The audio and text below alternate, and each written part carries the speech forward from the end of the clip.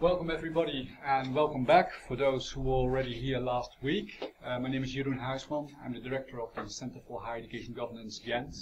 I'm happy to introduce our second speaker of the Internationalization at Home series on higher education.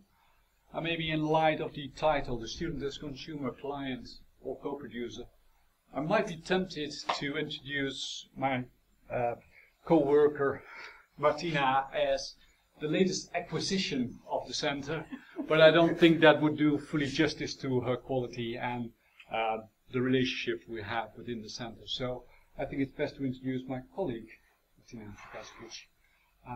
Please, Martina, the floor is yours. Thank you very much, Jeroen. Good afternoon, everyone.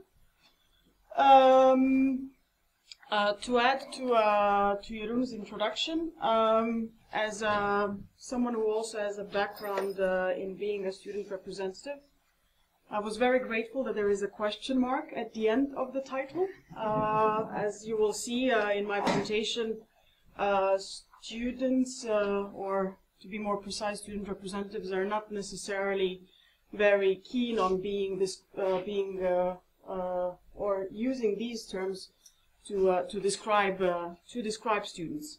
And if it's okay with you, I'd like to go through my presentation first because of its particular structure, and then we can have a discussion afterwards. I should have 45 minutes, 50 minutes of talk. And I'd actually like to start with what else but a YouTube clip from a British comedy series, Yes Minister, that was made in the 1980s.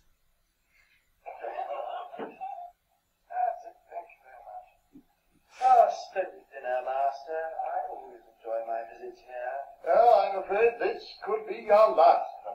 Oh, why did I pass the fork the wrong way? Tell him, Bertha. Vedic College is going to the wall. It's your new government policy of charging overseas students the full economic rate for their tuition. You see, most of the other Oxford colleges can cope, but we've always had an exceptional number of overseas students here at Bailey. Yes, but as I understand, Master, simply have to charge them the full fee, and there's no problem. Unless they can't pay. Well, $4,000 a year, they simply won't come. I've been everywhere. All over the USA, raising funds, trying to sell them the idea of an Oxford education. Africa is crawling with British professors frantically trying to flog sociology courses to the ladies. And India and the Middle East, the competition is cutthroat. Why don't you fill up your vacancies with British undergraduates? I don't think that's awfully funny. I wasn't trying to be funny. Oh, dear fellow, anything but home students. Why? We only get 500 a head for UK students. We'd have to take 400 to replace a mere 50 foreigners. And a staff-student ratio would go from 1 to 10 to 1 to 34. We'd have classrooms, dormitories, it would be like Wormwood Scrubs. Or the University of Sussex. So just to check, is there anybody from the University of Sussex? What I found also interesting was to do a bit of analysis of YouTube comments. I'm not really sure how much YouTube comments are used in empirical research on higher education, but I thought they were quite revealing. As I said, the series was made in the 1980s, and 4,000 a year is not really the reality for international students in UK anymore. And it seems that it also has attracted attention from other places around the world, such as Australia. For those of you who have been in the last lecture or know a bit more about higher education, you would know that also the higher education is one of the most important export industries in Australia. So a lot of the universities in Australia are actually funded, or one could even say they survive thanks to international students. And it seems that apart from the amount, things haven't really changed that much. So 40,000 a year is the only thing about this clip that is outdated. There has been news in 2010 that have traveled around the world about student protests in UK about raising tuition fees. And it was actually right after government elections. amongst other, I'm not really sure how visible it is, but here it says, "You let us down, Nick." It's a message to Nick Clegg, the leader of the Liberal Democrats, who in his pre-election campaign has claimed that the position of the party will be not to raise tuition fees. On the contrary, but once he got into the government, he basically backed down, went back on that promise. You can see that the protests are rather massive, and on some days the protests were turned also to be violent. Now, the phenomenon of increasing tuition fees or introducing tuition fees is just one part of the changing of how students are perceived by policymakers, different stakeholders, higher education institutions, and so on. And in essence, it's a result of several interconnected developments. On the one hand, an older development, especially in US, UK, most of Western Europe, is massification of higher education. So basically, more or less after the Second World War, this of course happened in different times in different countries, but higher education went from being elite, basically catering to less than 15% of the relevant generational cohort, to being mass, so up to 50%, or even being universal, more than 50%. In most of the Western European countries now, you can actually label higher education as being universal. It has, of course, led to several developments. Mass higher education systems cost more, so that's a bigger burden on the public budget. But we should also understand that it doesn't necessarily mean an increase in investment per student. So that doesn't mean that necessarily more is invested per student. Quite the contrary, actually. The other development, partly related to massification of higher education, has been a wave of reforms that were inspired by the new public management. Basically, seeing higher education as any other public sector, and even more so, seeing public sector as needed to be governed and managed similar to private sector. So that implies that higher education is seen as a service, and effectiveness and efficiency of higher education become important. Performance indicators are in the focus. So first of all, there is an assumption that performance of higher education or the public sector in general can be measured, can be assessed quantitatively, and you can think of a number of performance indicators, one of them being the number of graduates. This has also led to something that's in the higher education research literature called the higher education managerial revolution, which basically means that there are changes in internal governance approaches. The administrative side of the university, first of all, in terms of numbers of administrative staff, has increased, and the decision-making power has also shifted partly from the academic staff to the administrative staff to the managers and leaders. The rectors, the deans have gained more power. So in a way, this shift also not only has implications for students, but it also has implications for academic staff. And if we see higher education as a service or as a product, this means essentially that we are focusing on private benefits from higher education. So what does a student get privately from going into higher education, as opposed to how does the society benefit from higher education, from having more people who are better educated? And it also implies that the focus is on primarily monetary benefits, meaning increased earnings, better pension, and so on. Part of the developments is also related to demographic changes, coupled in a way with the economic downturn, especially since 2008. As I said, the events in UK were from 2010.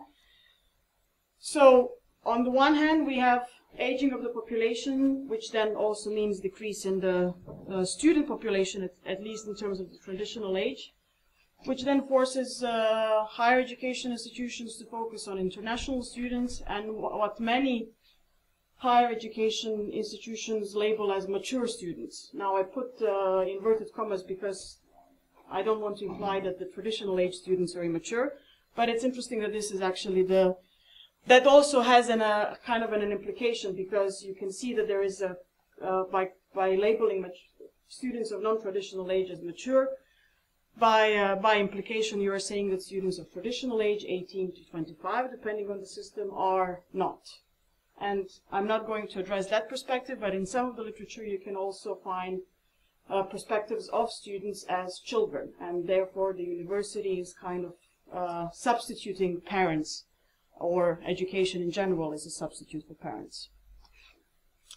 Now, the demographic changes and the economic downturn also mean that when it comes to public funds, higher education is in a way facing competition from the health sector, from the pension sector, with the rise of the fighting for terrorism, fighting against terrorism, sorry.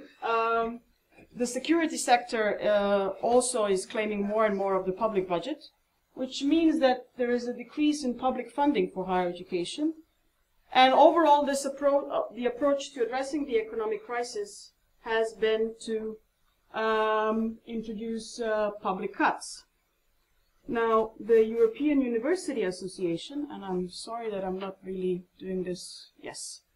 The European University Association has done a monitoring of how much cuts happened in in Europe from 2008 to 2012, and it's a bit of an interactive tool, so you can see basically the changes from year to year.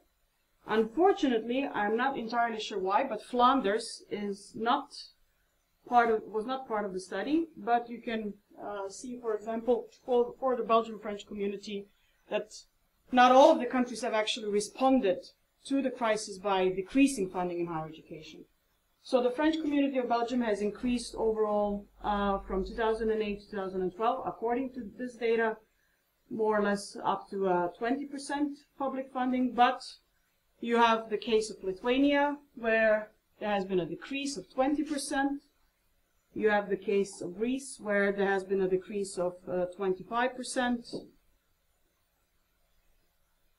In Ireland, it's also 20%, and so on. So my point is not necessarily all countries actually do respond in the same way.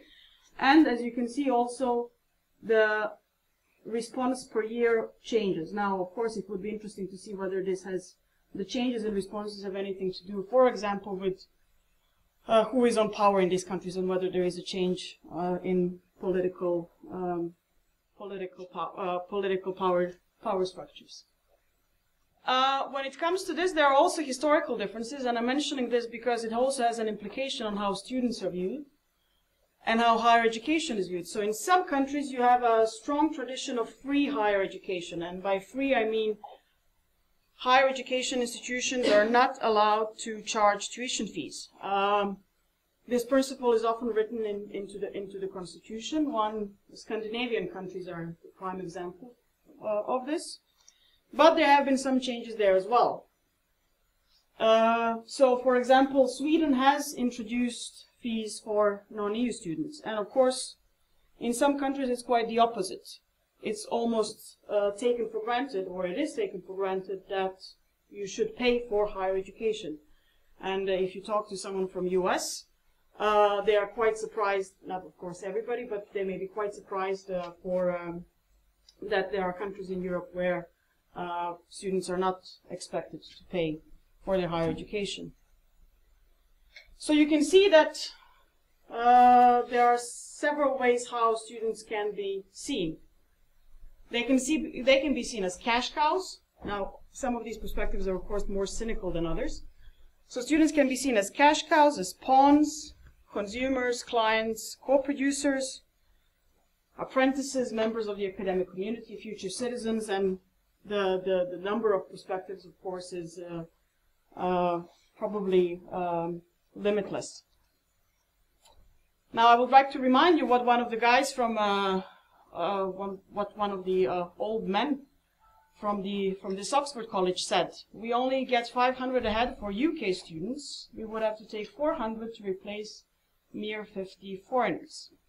And that is kind of the prime example of seeing students as cash cows. They are the ones who bring money to the university, so the deans of the college can host the member of the parliament and give him a fancy dinner, including port wine. In many systems, allocation of public funding is actually determined by the number of students. So whether that's enrolled students or graduated students, sometimes it also includes how many exams are passed, how many credits are accumulated. In Denmark, for example, you have something called the taximeter system, which basically is geared to, there is a specific amount of money allocated to the university for every exam the student passes. Now, of course, this is an incentive to enroll more students, and perhaps also to make them graduate faster if the key indicator is a number of graduated students. But then, of course, that poses the question, what does that imply for quality of higher education if this is the incentive that the policy is giving to higher education institutions? And this also has led to the kind of division of the perspective on students in terms of we are having domestic students and then in the EU students, because for all the countries in the EU you have to treat all citizens of EU the same. So and international students. But it also has some kind of interesting twists. Those of you who know a bit the UK situation may know that Scotland has basically a separate higher education system. And in Scotland, higher education institutions do not charge tuition fees, while in in England, Northern Ireland and Wales they do. So this boils, the effect of that arrangement is that if you are an EU student in Scotland, or if you're a Scottish student, you would not pay a tuition fee. But if you are a student from England, Wales, or Northern Ireland and want to study in a Scottish university, you would pay the tuition fee. And the poor student who is apparently doomed to study in England, Wales, or Northern Ireland is considering to move to Scotland. Another perspective is to see students as pawns, basically being used for someone else's purposes. And that would imply that the needs of the economy are in the focus. This is very often a perspective that's kind of in the background of a lot of policy documents that, for example, stress that graduates should be employable for the sake of the economy. Our economy can only prosper if graduates are employable, and it's the purpose of higher education to ensure that graduates will be employable. And this, of course, often is related to the first and the second degree. Now, this implies for teaching and learning that individuality of students and other aspects of higher education that are not necessarily about being employable are put in the background, and that the primary focus of teaching and learning is the relevance for the labor market and whether the students are acquiring the relevant skills. Now, when we are talking about the relevance for the labor market, this also implies that you have to do some analysis of the needs of the labor market. So there are consultations with employers and often a narrow focus to the task at hand and to the needs of the labor market as they are at present time, which of course has a fault built into it, because the students who are starting to study now will emerge in a labor market that's at least 4 years down the line. Now, in some professions, this doesn't really make a difference, but for some jobs and for some volatile labor markets, it does. In terms of governance, if we are seeing students as pawns, then we don't really have an argument why we would include students in decision-making within higher education institutions. And in terms of funding, this would also imply that, for example, countries would be inclined to use employment statistics as one of the key performance indicators in determining how much funding should be allocated to which higher educational institution, which then of course means that there will be, it also adds a competitive dimension in terms of funding. And as I said, this is often, permeates national policies for higher education. But of course, that doesn't necessarily mean this is the only perspective present in national policies. Another one is seeing students as consumers or customers. So let's see what that implies. That implies that we are seeing higher education as a product that students purchase and consume.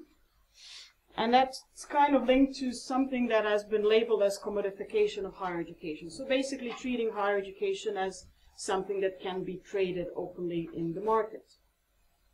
So students are customers of higher education institutions, and as such, as customers, they should possess sufficient information to make an informed customer choice. And in order to make them choose us and not the other higher education institution, we of course have to advertise our product. My class is so small, says the professor, so I can think big. Your future starts with hope for Liverpool Hope University. And come to the greats of tomorrow, University of Greenwich.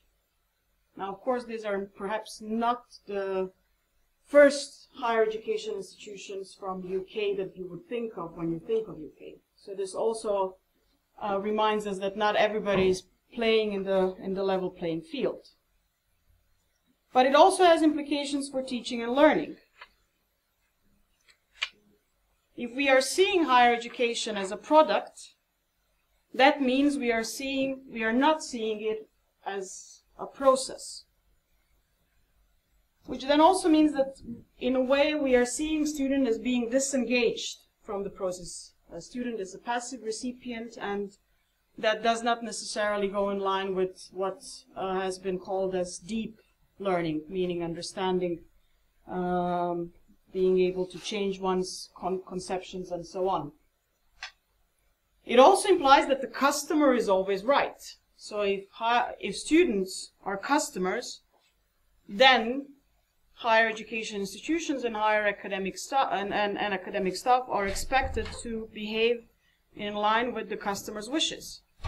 And in the words of one member of academic staff from the UK, she says, it comes to a situation where if a student says jump, the faculty jumps. If a member of staff says jump, she is ignored. If we are seeing students as customers, that would also imply that we are basically seeing academic staff as sales clerks. And if customers need to be satisfied, then we also focus on measuring satisfaction. Some argue that it is precisely this perspective on students that has led to the introduction of student evaluation surveys. Again, that's not necessarily the only reason, but some would argue that this is the main reason why this has happened. As customers, and given that students are then just purchasing a product, there is no reason why they should be involved in decision-making about that product. Customers are not involved in decision-making about type of cars to be produced, about what will be included in how the latest model of jeans will be made. So basically, there is no reason why students should be involved in decision making. And when it comes to funding, tuition fees are of course legitimate. You pay for a particular product, and they should be determined based on the basis of supply and demand.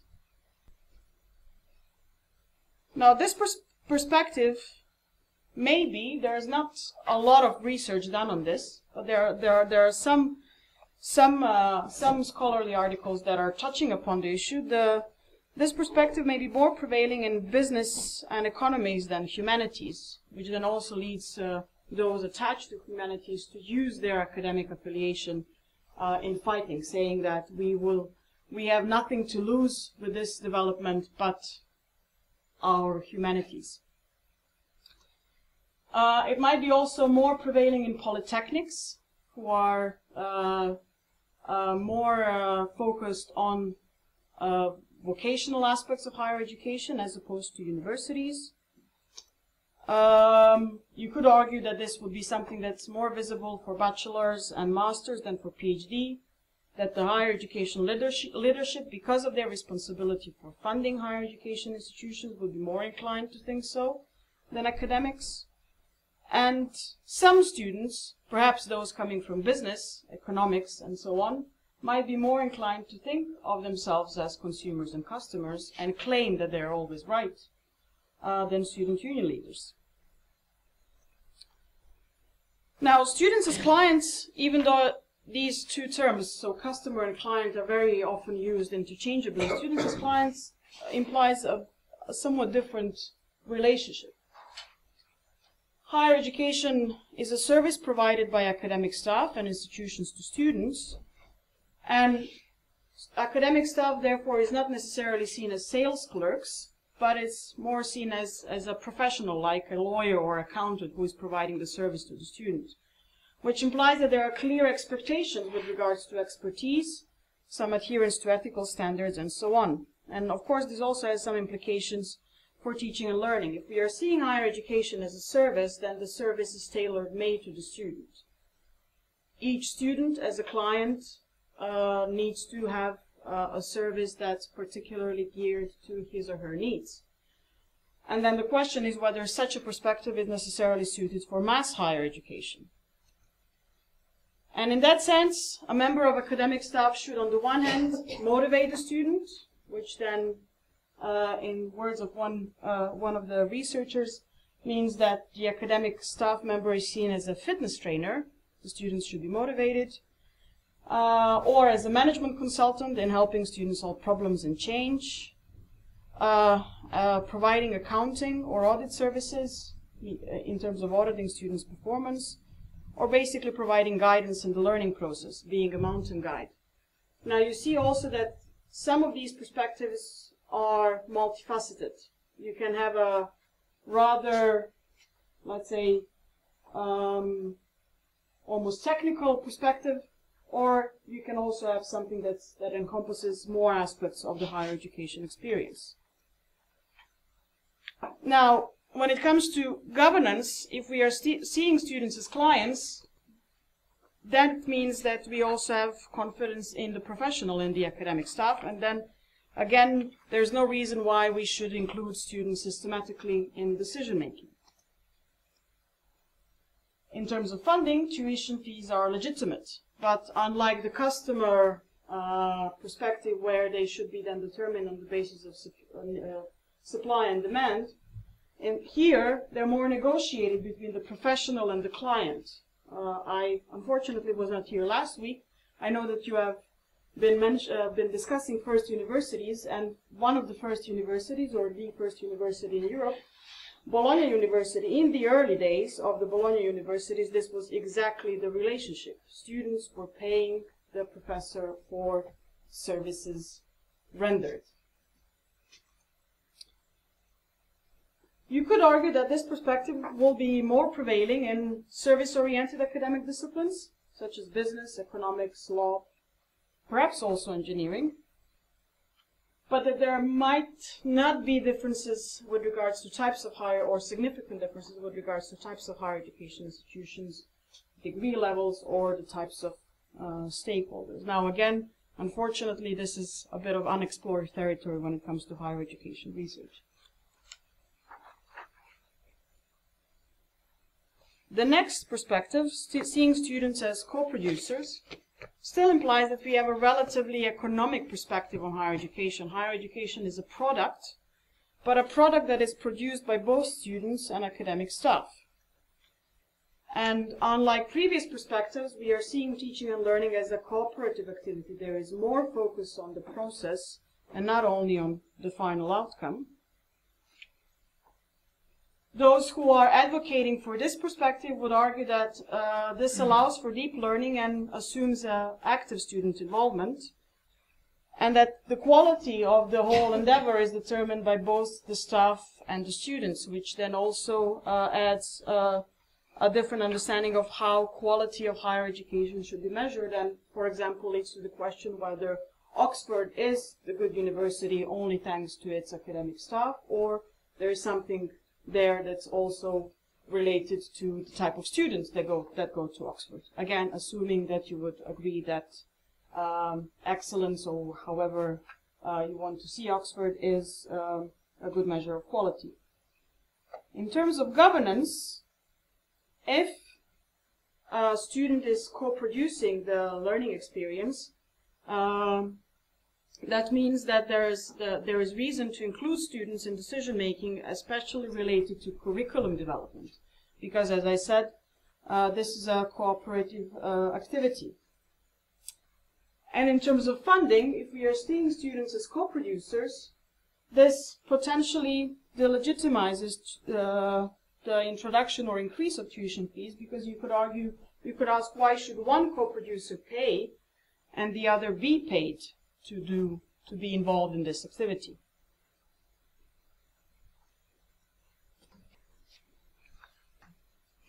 Now, again, this perspective may be more prevailing in more academic contexts, universities than the more vocational contexts, perhaps more in the PhD degree level than master and the bachelor, potentially more in pure disciplines that focus more on the creation of new knowledge than in the applied academic fields.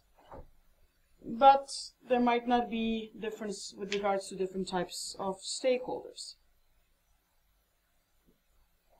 Students have been also seen as apprentices.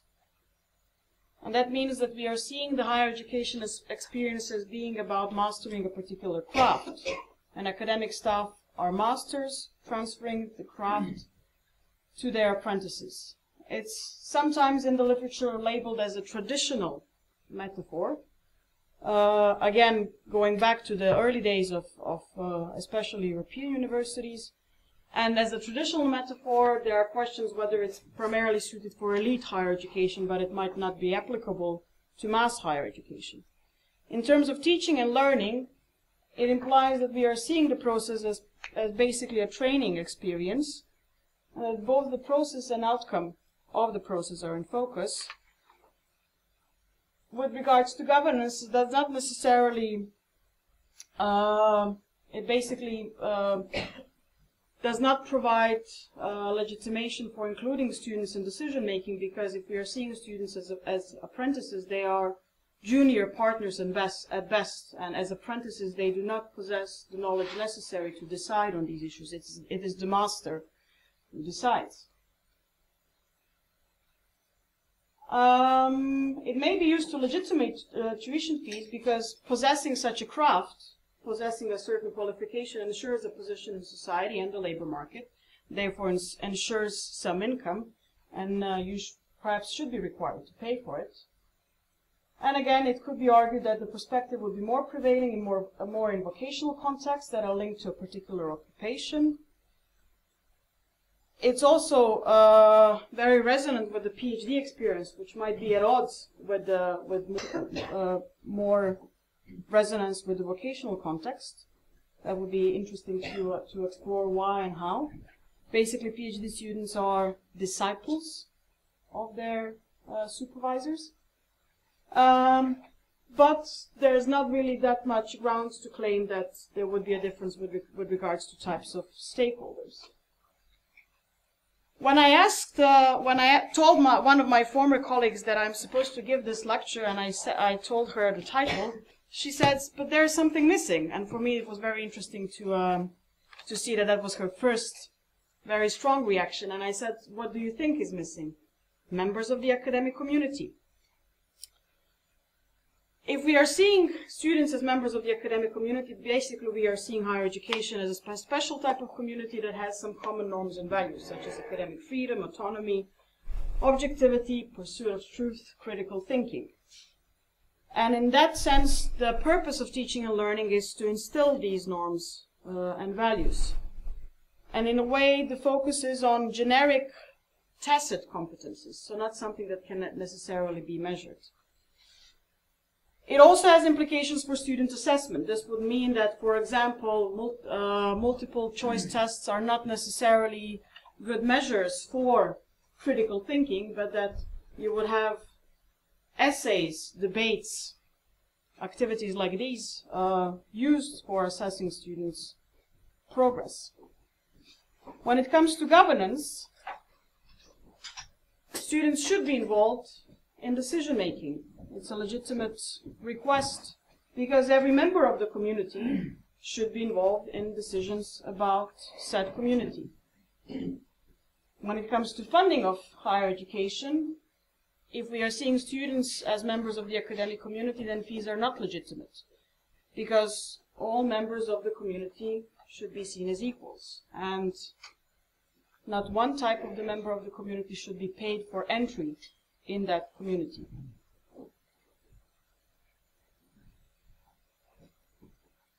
Now, you could argue that this perspective, especially given the focus on critical thinking, pursuit of truth, generation of new knowledge for the sake of knowledge, and so on, will be more prevailing in humanities and pure fields in general, and less so in vocational and applied contexts.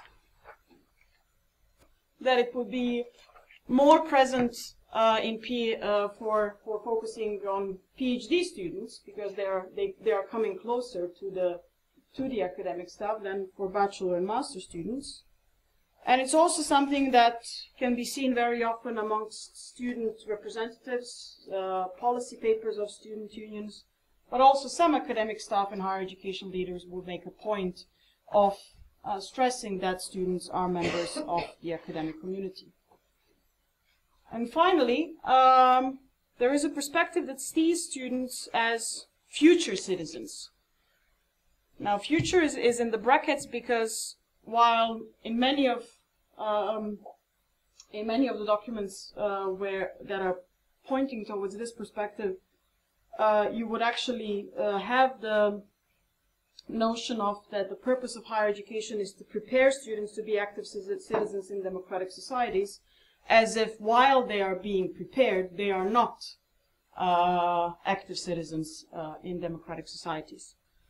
Now, similar to the students as members of the academic community, this perspective is, I would say, surprisingly absent from the higher education research literature, but very present in amongst some stakeholders. For example, apart from the student organizations, Council of Europe, an international governmental organization, has this very strongly in their policy positions. And they even have a big project about higher education and democratic culture, and how does higher education contribute to the primary goals of the organization, which in the case of Council of Europe are democracy, human rights, and rule of law. But what is also interesting is that this means that if we are seeing students as future citizens, we are basically putting the society and the needs of the society in the focus. And in a twisted way, this perspective is similar to the perspective of students as pawns. While there, we saw students in service of employability of students in service of the economy. So that was one macro perspective. This is also macro perspective, but it sees students in terms of the needs of the society. In terms of teaching and learning, this would imply that the focus is on critical thinking and empowerment. And when it comes to governance, if students are citizens, then their participation in decision making is definitely legitimate, because in a way, by participating in decision-making processes and governance of higher education, they are acquiring the necessary experience for the role of active citizen. In this perspective, you could argue that when it comes to funding, higher education is seen as a human right, and as a human right, it should not be paid for. So fees are not legitimate. And again, you could argue that such a perspective is more prevailing in humanities and social sciences, which one could argue by virtue of their field of study are focused on the society and the developments in society, academic contexts as opposed to the vocational ones. And this particular perspective is very, very present in student union policy papers. Now, why should one care which perspective of students we have or different participants in the higher education process have? Well, the difference in perspectives and which perspectives we are talking about is on the one hand highlighting the ambiguity of higher education. It has been discussed, as far as I know, last week, but basically, as you saw, each perspective has a particular view of what is the purpose of higher education, and these views are often conflicting and contradictory. It also highlights the fragmentation of higher education. There are differences between disciplines, between types of higher education institutions, between different stakeholders, and not only is there heterogeneity in that level, but even within the same stakeholder group, you could have opposing views. Staff in humanities, for example, would not necessarily agree about what is the purpose of higher education with the staff in the economics faculty. Similar can be said for students of business versus students of sociology, for example. And of course, which perspective we most subscribe to has implications for policy, governance, and funding. Each perspective can be used to legitimate particular policy preferences. So if you adopt a certain perspective, you render some of these preferences legitimate and in turn some not. Some legitimize tuition fees. In some perspectives, tuition fees have no legitimacy. It also shapes students' expectations and motivations. If you are a customer as a student, you just want to go into the higher education, pay for your degree, get out, and basically, to formulate it in an extreme way, it would be more or less as buying a new pair of jeans. While if you see yourself as a future citizen, you might be more inclined to be active in various student societies, student unions, protest not only on higher education issues, but also on wider social issues, political issues, and so on.